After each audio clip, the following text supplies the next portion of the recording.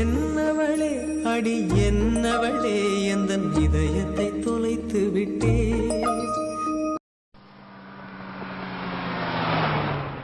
இப்படி பாத்துட்டே வரீங்க?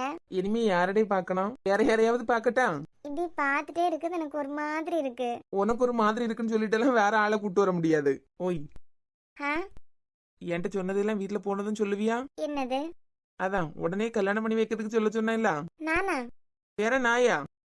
நீங்க சொல்ல மாட்டீங்களா? நான் சொல்ல மாட்டேன். என்கிட்ட கேட்ட நான் என்ன தெரியுமா சொல்லுவேன்? எப்ப டாக்டர் பிரியா ஆகுறாளோ அதுக்கப்புறம் கல்யாணம் பண்ணி வைங்கன்னு சொல்லுவேன். அப்படியே சொல்லுவீங்க? ஆமா. இருக்கட்டு, எனக்கு என்ன? அப்போ நீ சொல்ல மாட்ட அப்படிதானே? உங்களுக்கு வேணாம்னா நீங்களே சொல்லிக்கிடுங்க.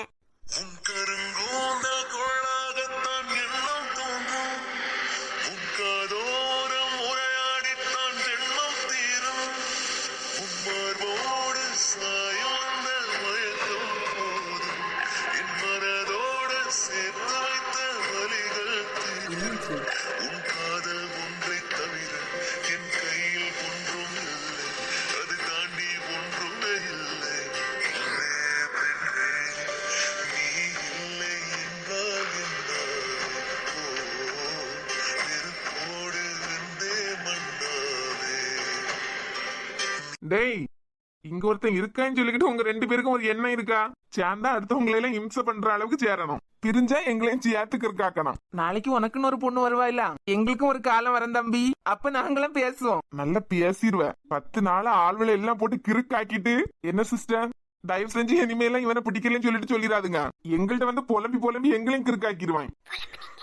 என்ன புலம்புனீங்களா? மாறி புலம்பாமா? 5 நாளா உனக்கு அடிபட்டதுல அது ஒரு சோகம். சரி, அதுல இருந்தாவது கொஞ்சம் மீண்டு வந்தா வச்ச இல்ல ஆப்பு. இவனுக்கு இதயத்திலேயே குறை இருக்கு, எனக்கு வேண்டான்னு. என்னமா இதே சொல்லிட்டு இருக்கீங்க? அந்த அளவுக்கு எல்லாரையும் பாடா படுத்தி வச்சுட்டீங்க. ஓய் பாடுறா. ஏன் இனிமே எப்போவாது பிடிக்கலன்னு சொல்லுவியா? அதான் அடுத்தது பிடிக்கலன்னு சொல்லதுக்கு முன்னாடி கல்யாணம் பண்ணி வைங்கன்னு வீட்டுல சொல்லிருங்க. இது நல்ல டெக்னிக்கா இருக்கு. அப்ப கல்யாணம் பண்ணி வைங்கன்னு சொல்லட்டா அடுத்தது எப்போவாது வேண்டாம்னு சொல்லிடுவா, அப்படிதானே? வாய்ப்பு இருக்குல்ல, அதான் சொல்லேன். வீட்டுல போனதான் எங்களுக்கு கல்யாணம் பண்ணி வைங்கன்னு சொல்லிருங்க.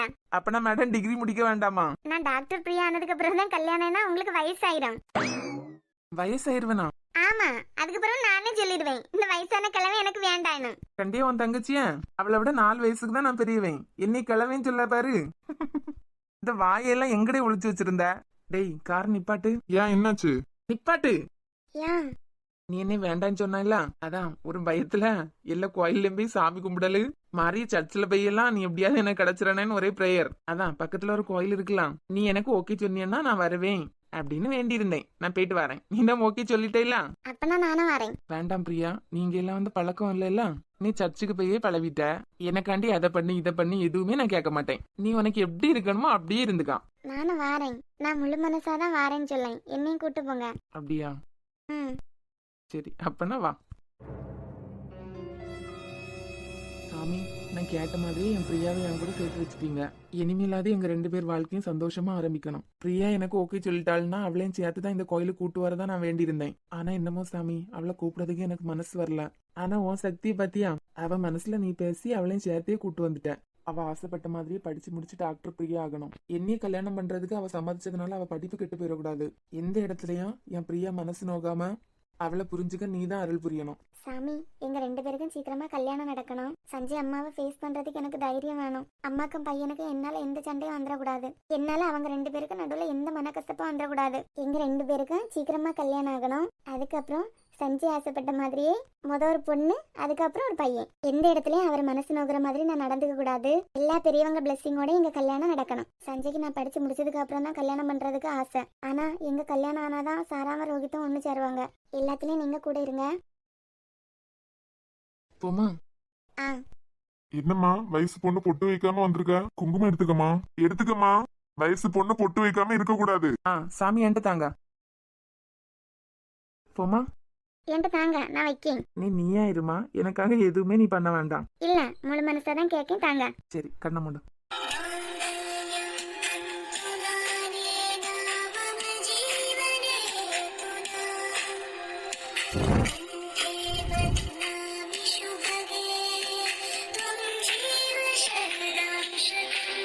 என்றென்றும் புன்னகை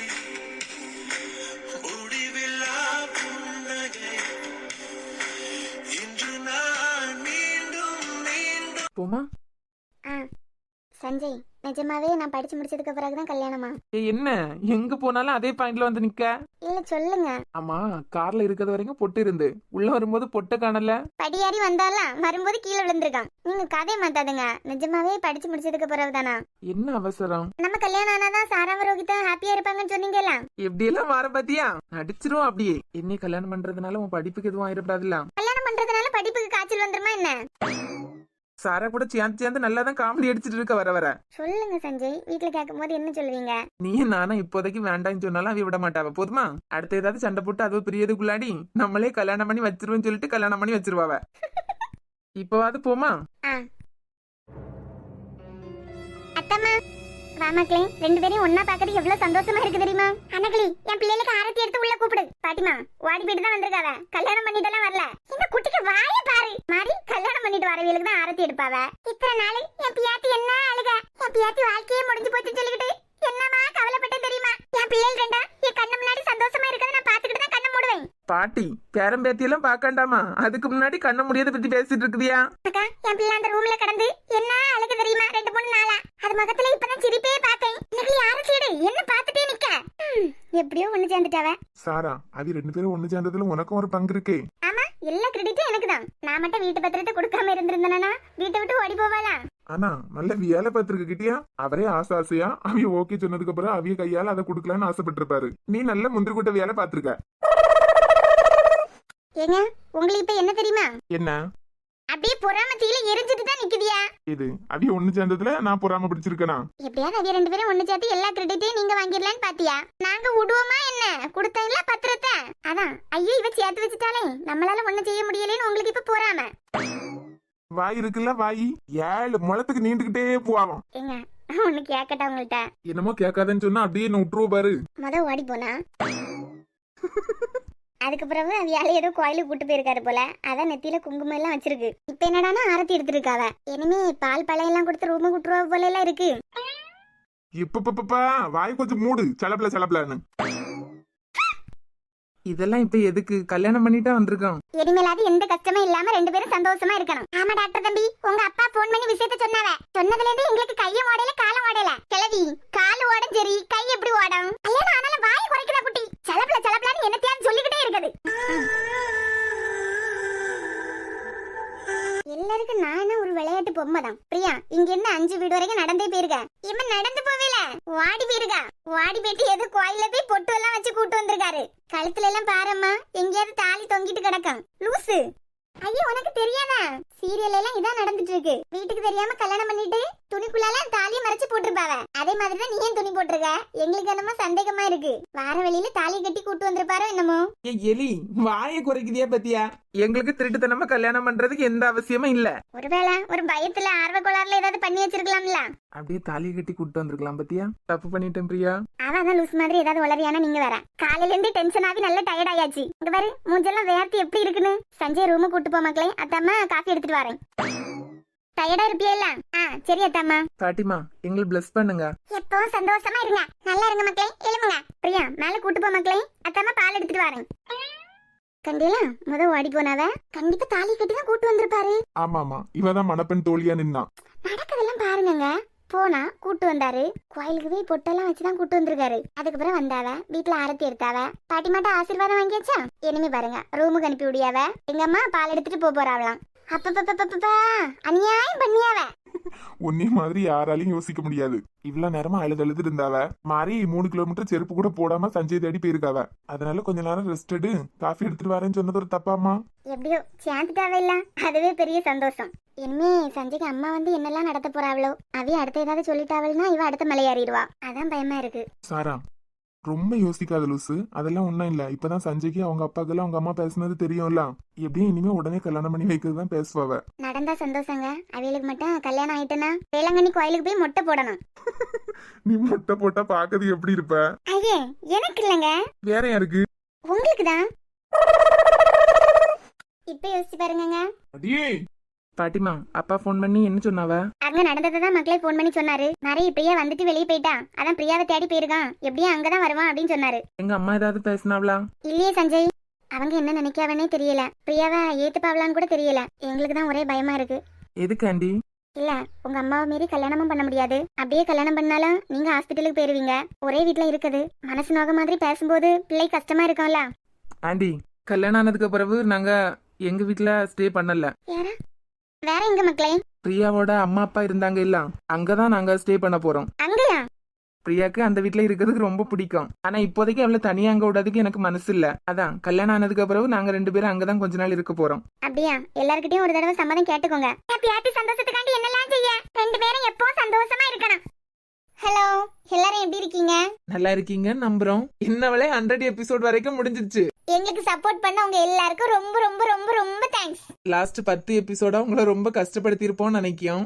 ஆமா, ஏன்னா கதைப்படி 75வது எபிசோட்ல இருந்து 100வது எபிசோட் வரைக்கும் தான் இந்த சீன்ஸ் எல்லாம் வர மாதிரி இருந்துச்சு. ஆனா ஆரம்பத்துல இருந்து சொல்லிட்டே இருந்தீங்களா நெகட்டிவ்ஸ் எல்லாம் வேண்டாம் அப்படின்னு. அதான் 10 எபிசோட்ல எல்லாத்தையும் முடிக்கிற மாதிரி ஆயிட்டு. இந்த லாஸ்ட் 10 எபிசோடா நிறைய சப்ஸ்கிரைபர்ஸ் வந்திருக்கீங்க, நிறைய பேர் சப்ஸ்கிரைப் பண்ணிருக்கீங்க. உங்களுக்கு உங்களுக்கு ரொம்ப ரொம்ப ரொம்ப தேங்க்ஸ். தேங்க்ஸ். அன்சப்ஸ்கிரைப் பண்ண போறோம் அப்படின்னு சொல்ற அளவுக்கு உங்களை நாங்க கஷ்டப்படுத்திட்டோம் 10 எபிசோடா. அப்புறம் ஷேர் பண்ணலாமான்னு தெரியல. ஆமா, நாங்க ஏதாவது தப்பா பேசியிருந்தா மன்னிச்சுக்கோங்க. வீடியோலயே உங்களை ஏதாவது கஷ்டப்படுத்தி இருந்தா மன்னிச்சுக்கோங்க. ட்ரெண்ட் ஆனதுனால வீடியோ போடாம இருக்கோம், ரீசன் சொல்றோம் அப்படின்னு நினைக்காதுங்க. ஆமா, என்னவளே அட்மின் இருக்காங்கல்ல, அந்த சிஸ்டர் இன்ஜினியரிங் முடிச்சிட்டு ஒரு ஐடி கம்பெனில வேலை பார்த்துட்டு இருக்காங்க. இந்த கம்பெனில வந்து என்ன மாதிரி ஒர்க் பண்றாங்கன்னா ஸ்கூலுக்கு வந்து வெப்சைட் அப்புறம் அக்கவுண்ட் சாஃப்ட்வேர் இந்த மாதிரி எல்லாம் பண்ணி கொடுக்குற வேலை. சோ காலையில 9 மணிக்கு ஸ்கூல்ல இருக்கணும்னா வீட்ல இருந்து 7:30 கிளம்பணும். ஈவினிங் 5 மணிக்கு ஸ்கூல் முடிச்சதுன்னா 7 மணிக்கு தான் வீட்டுக்கு வந்து சேர முடியும். ஆமா, முன்னாடி எல்லாம் எடிட்டிங் ரொம்ப பண்ண மாட்டாங்க.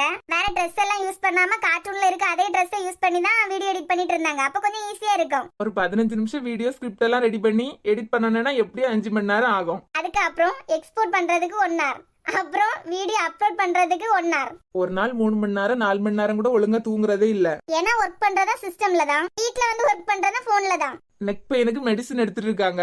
1.5 மணி நேரம் பஸ் டிராவல்ல வீட்டுக்கு வந்தது கொஞ்ச நேரம் தூங்கலாம் போலதான் இருக்கும். தூங்குனா அவ்வளவுதான், ஒரு நாளுமே வீடியோ வராது. அதனால எங்க சைடுல ஏதாவது தப்பு இருந்தா மன்னிச்சுக்கோங்க. சாரா மேரேஜ் எபிசோட் எல்லாம் போட்டிருந்தோம்ல, அந்த டைம்ல கரெக்டா காலையில 6 மணில இருந்து 6:30 வரைக்கும் தான் தூங்கி இருக்கு. கரெக்டா அரை மணி நேரம் தூக்கம் தான். அப்படின்னா அடுத்த நாள் ரொம்ப ஐபெயினா இருக்கும்ல, கண்ட்ரோல் பண்ணவே முடியாது தூக்கத்தை.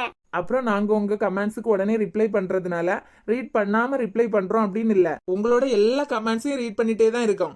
என்னவளே கண்டினியூ பண்ணணுமா கண்டினியூ பண்ண வேண்டாமான்னு கேட்டது கூட வீடியோவை போர் அடிக்க வைக்காம சீரியல் மாதிரி கொண்டு போகாதுங்க. அந்த மாதிரி கமெண்ட்ஸ் பார்த்து தான் ஒருவேளை உங்களுக்கு பிடிக்கலையா இருக்கும் அப்படின்னு நினைச்சிட்டு தான் அந்த மாதிரி கேட்டிருந்தோம். அப்புறம் வில்லன் கேரக்டருக்கு ரிஷி எடுத்திருந்தோம். அந்த எபிசோட் அப்லோட் பண்றது வரைக்கும் அது வேற விதமா வெடிக்கணும்னு எதிர்பார்க்கவே இல்ல. ரிஷி வந்து வேற ஒரு சேனல்ல ஹீரோவா போட்டிருப்பாங்க. சோ எங்க ஹீரோவை எப்படி நீங்க வில்லனா கொண்டு வரலாம் அப்படின்னு ஒரு கேள்வி வந்துச்சு. 100வது எபிசோடுக்கு அப்புறம் அந்த கேரக்டர் வச்சுதான் கதையே மூவ் ஆகுற மாதிரி இருந்துச்சு. சோ அதை என்ன பண்ணணும்னே தெரியாம ஒரு சிச்சுவேஷன் ஆயிட்டு. நாங்க ஏதாவது உங்களை கஷ்டப்படுத்தி இருந்தா ரொம்ப சாரி. சப்போர்ட் பண்ணிட்டு இருக்க உங்க எல்லாருக்குமே ரொம்பவே தேங்க்ஸ். மேக்சிமம் டெய்லி வீடியோ போடுறதுக்கு ட்ரை பண்றோம். அப்படி என்னைக்காவது முடியாம இருந்துச்சுன்னா மன்னிச்சுக்கோங்க, திட்டாதுங்க. வளவளன்னு பேசிட்டோமோ? ஏதாவது தப்பா பேசியிருந்தா மன்னிச்சுக்கோங்க.